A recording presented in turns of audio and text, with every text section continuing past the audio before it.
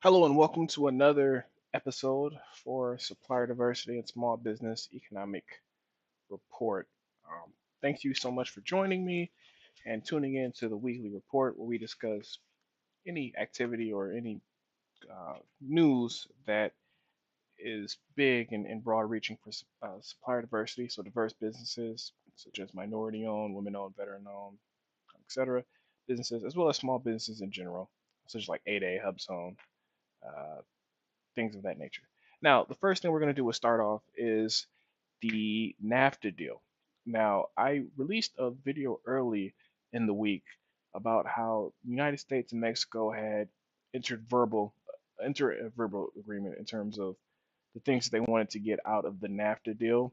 And one of the points that I made there that as you can see from the title was that it was a little bit too early to be discussing um, the NAFTA deal being okayed and being moving forward when it comes to U.S., Mexico, and Canada.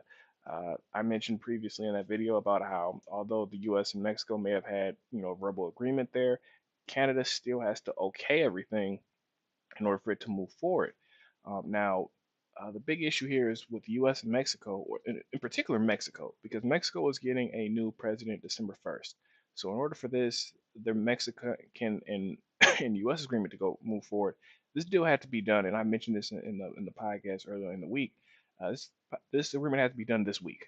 So basically, today's August 31st. It basically had to be done today, so that they could get moved through the Congress, which it takes about 90 days to ratify in the Mexican um, government.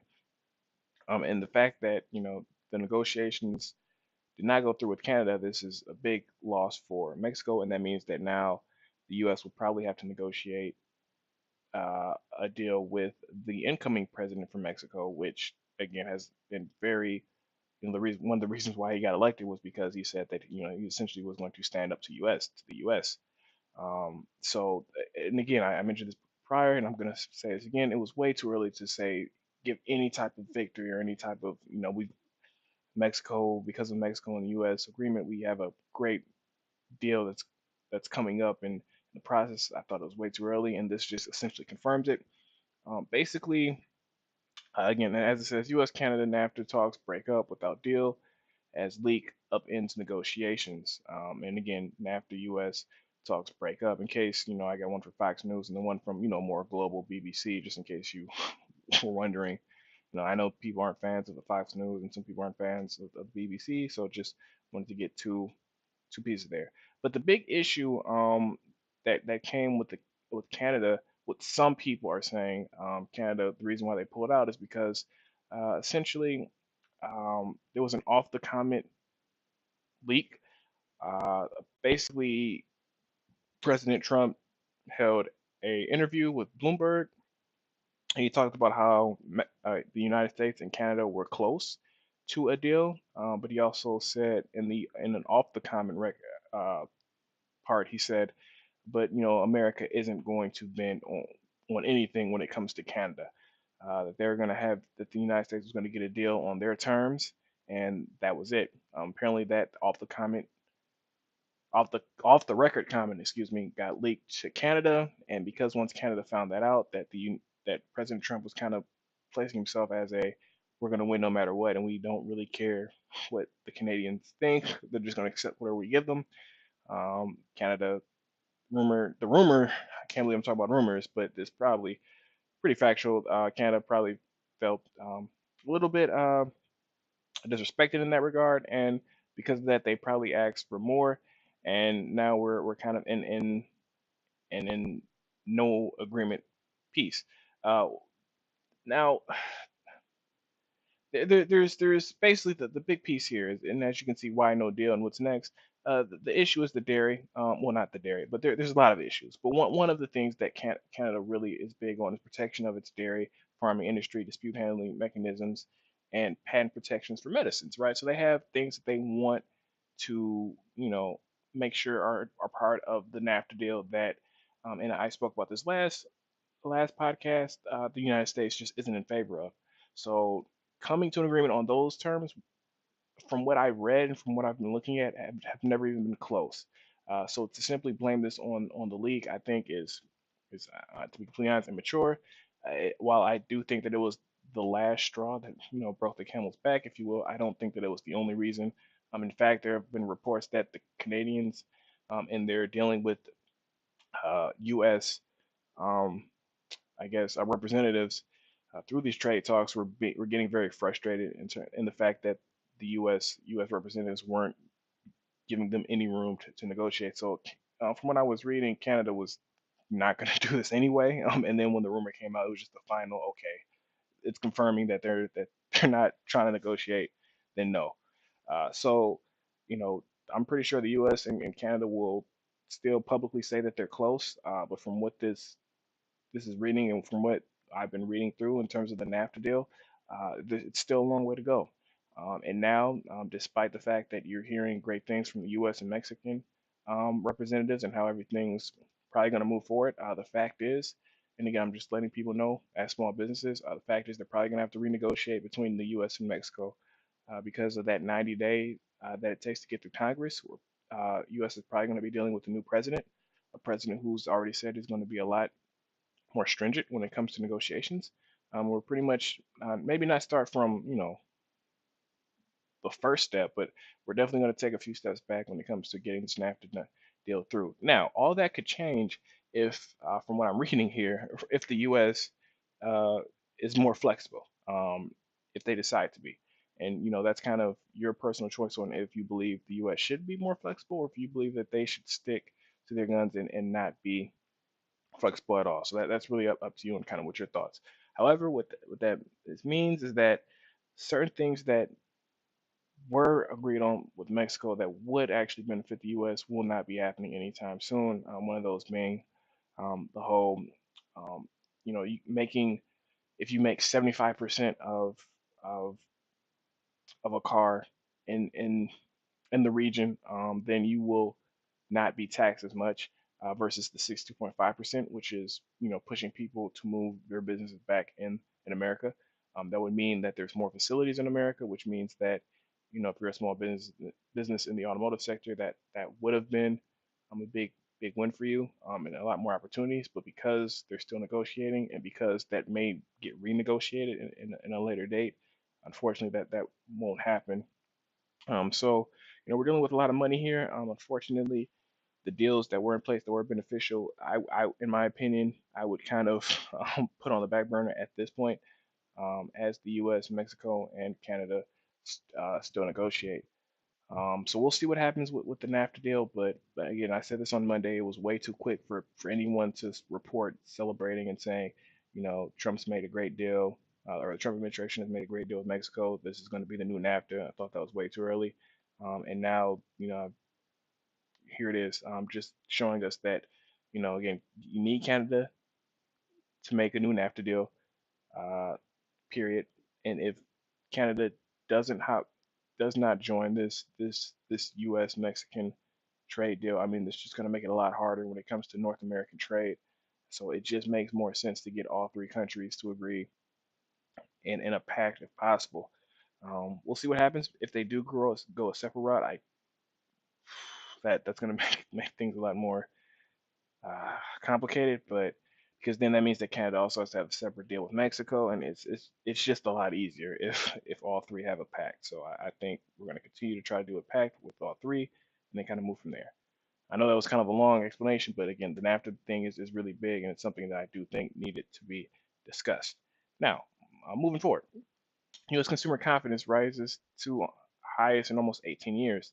Now it says it's unexpectedly rose to a big to the highest in almost 18 years. Now I do want to point out that this was based on one report, the Conference Board Index, when it comes to small businesses. However, there is another report from the University of Michigan that says that it actually fell, that consumer confidence actually fell this month to lowest in almost a year.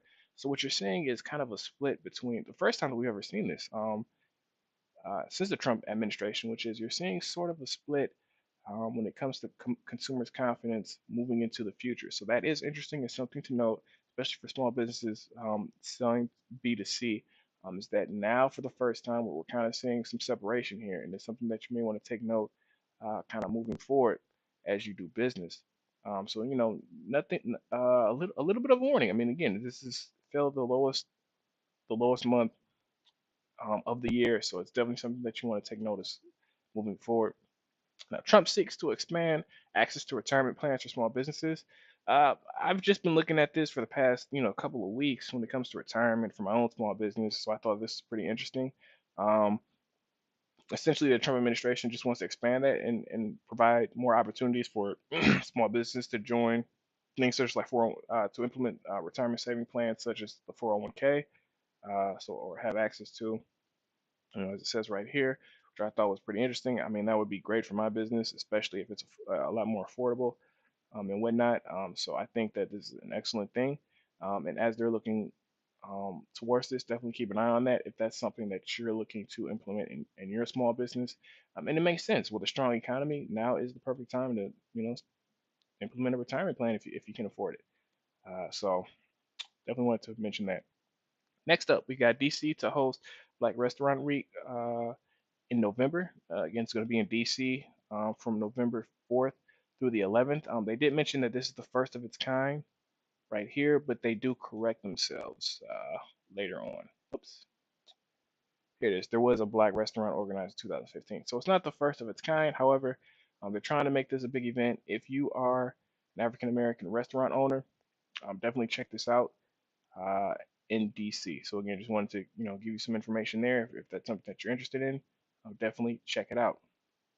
Now, as I'm starting to do this more and more, and just kind of touch upon one of the global economies, just so we can see just that again around the globe, the economy is doing excellent. Okay, so just something to always take note of and to always see. And if you're doing business globally, definitely something that you should again take note of. So as you can see, which is really huge, gross domestic product expanded 8.2% in 3 months, which is amazing. And from January to March period, the economy grew 7.7%. So, I mean, India is, as it's mentioning here, is one of the fast growing economies to date right now. It's really doing excellent. I think last time I may have mentioned Germany and how while their growth is slowing down a little bit, they're still doing pretty good, pretty well. India is just another example of just this global expansion that we're seeing. So again, this is the past 2 years have been really, really good for a lot of countries, not just America.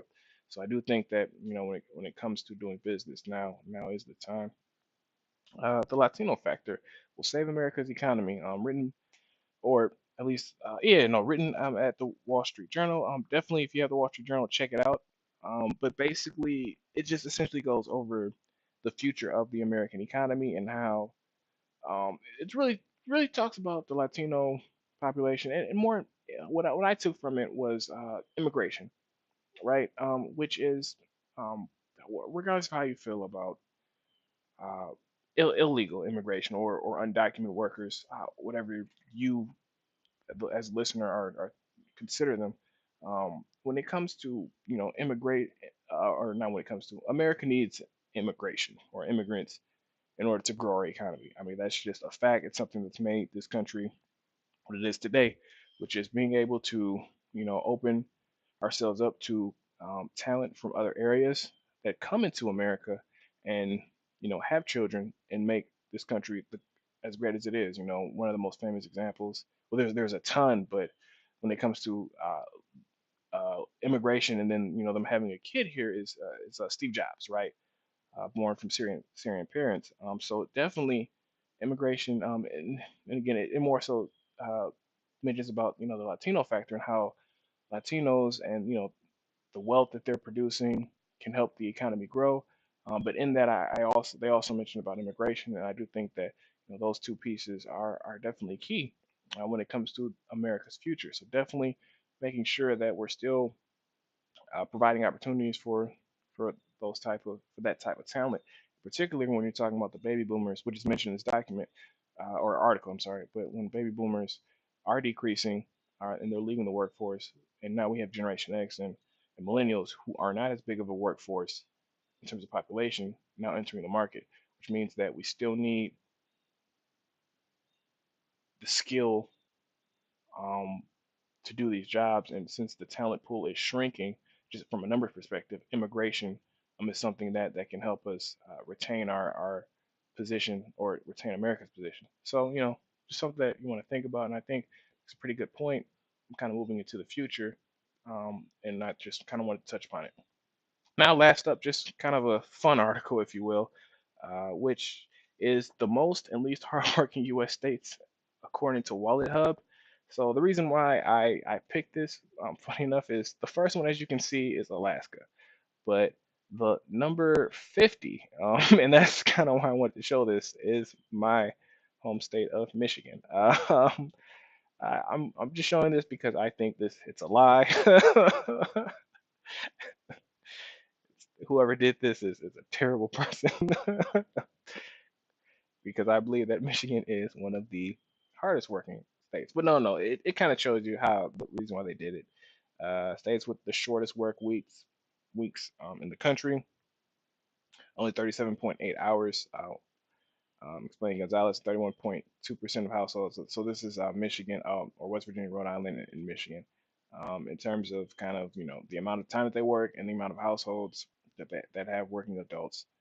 Um, Suppose Michigan residents have about 6 hours of daily leisure time, the fifth highest among amount of time in the U.S. I okay, don't know, don't know where they're getting this, where they got that one from, but pretty. It's a fun article. It's from Yahoo Finance, so definitely, if you have the time, check it out. See where your country ranks on on the map, and see what it says about you if you have the time. But definitely just wanted to leave with that. But with that being said, as always, thank you for your time. I really appreciate everyone stopping by and taking a look at the weekly Supplier Diversity and Small Business Economic Report. If you have any questions, feel free to send us a line, comment. Don't forget to like, share, and always follow us. With that being said, thank you and have a great day.